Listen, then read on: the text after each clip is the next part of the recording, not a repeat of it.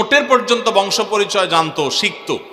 তো নবী সাল্লাল্লাহু আলাইহি সাল্লামকে তারা জিজ্ঞাসা করেছে, মুহাম্মদ, তোমার যে আল্লাহর কথা বলো, ঈমান আনার জন্য বলো, তোমার আল্লাহর বংশ পরিচয়টা একটু আমাদেরকে জানাও। মক্কার মুশরিকদের এরকম হাস্যকর দাবি শোনার পর প্রিয় নবী সাল্লাল্লাহু আলাইহি সাল্লামের প্রতি আল্লাহ তাআলা এই সূরা নাজিল করে তাদের এই প্রশ্নটা যে অবান্তর, আল্লাহ তাআলার যে কোনো বংশ পরিচয় নাই, আল্লাহর যে কোনো জন্মদাতা নাই, তিনি যে কোনো জন্মদাতার মুখাপেক্ষী নন, সে বিষয়টাকে আল্লাহ তাআলা বিশদভাবে এই সূরাতে বিবৃত করেছেন, বর্ণনা দিয়েছেন। এই জন্য ওই প্রেক্ষিতে এই সূরাটা নাজিল হয়েছে। কোন উলামায়ে কেরাম, কোন মুফাসসিরগণ অবশ্য ভিন্ন আরও একাধিক কথাও বলেছেন, তবে এটি সবচেয়ে প্রসিদ্ধ এবং বেশিরভাগ মুফাসসিরদের মতে এটি